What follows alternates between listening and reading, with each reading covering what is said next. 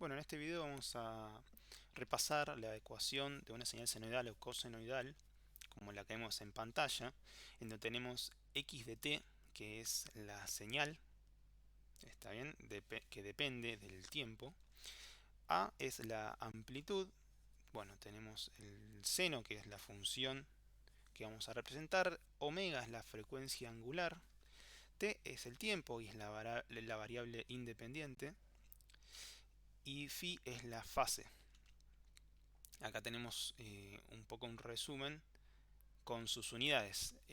A es la amplitud y bueno, la unidad va a ser la que nos indique en el caso de que sea una señal, por ejemplo, de tensión, la amplitud va a estar en volts. En el caso de que sea de corriente, la amplitud va a estar en amperes, por ejemplo. Omega es la frecuencia angular, como ya dijimos, y la unidad es radianes sobre segundos. La fase está en radianes o bien puede estar en grados. La frecuencia en hertz y el periodo en segundos. Recordemos que la frecuencia es la inversa del periodo.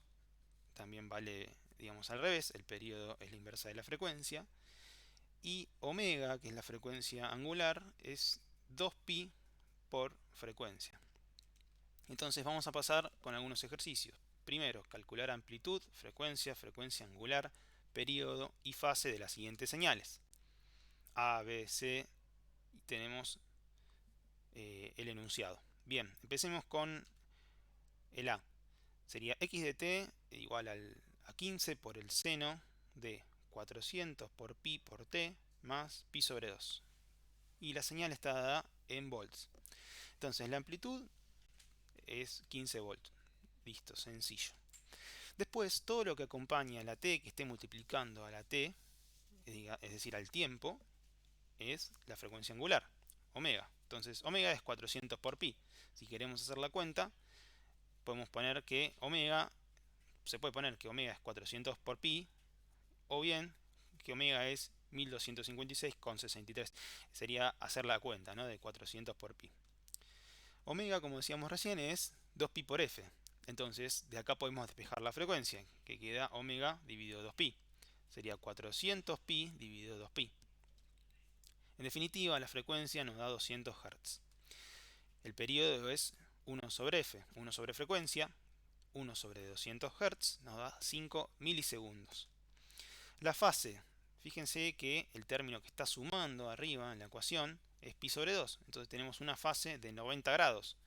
Recordemos que siempre en radianes pi es 180 grados, con lo cual 180 grados dividido 2 en grados son 90 grados. Pasamos al ejercicio B.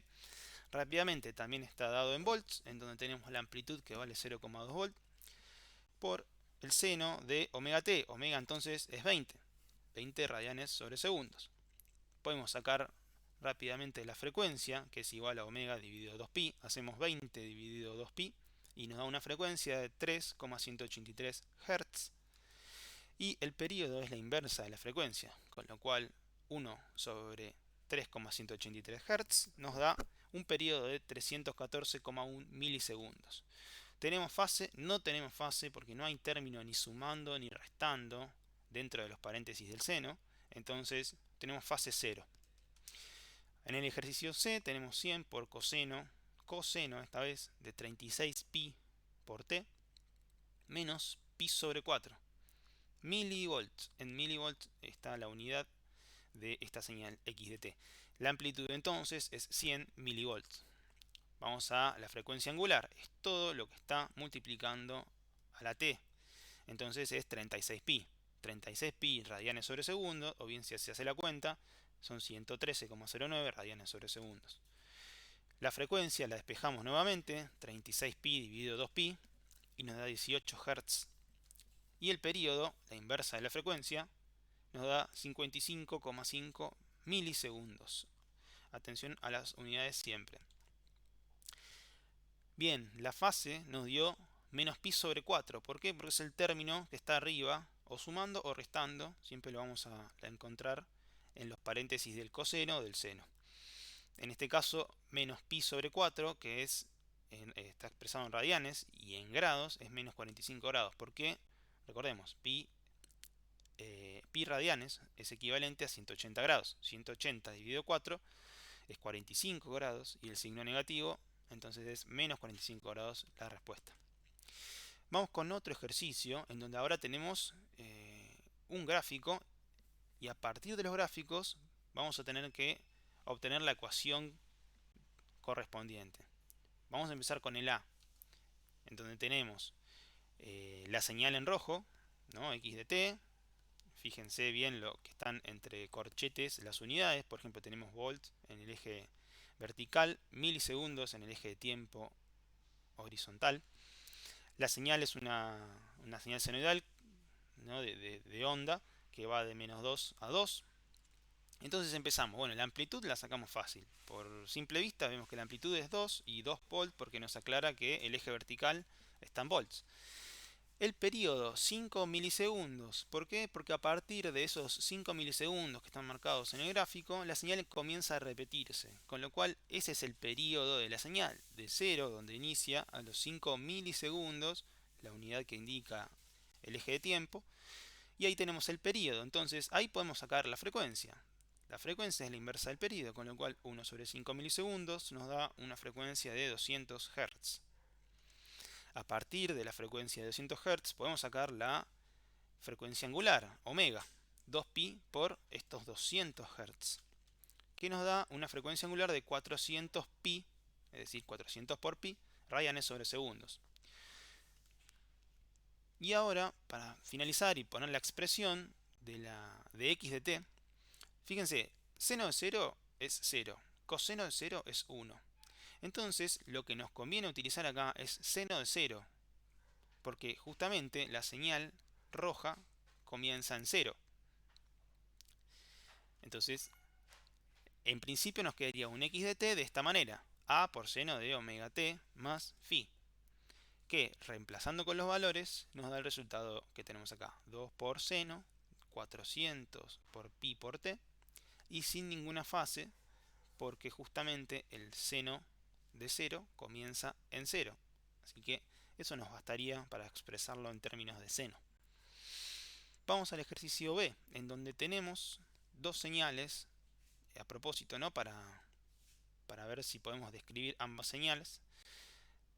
Tenemos una señal roja y una señal verde, oscura.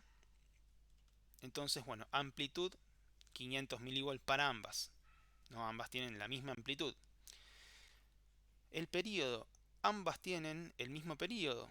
Fíjense que si tomamos la señal roja, empieza en 0, empieza a hacer su forma de onda del semiciclo positivo, semiciclo negativo, y en 40 ya tenemos ahí el periodo. A partir de ese punto la señal comienza a repetirse.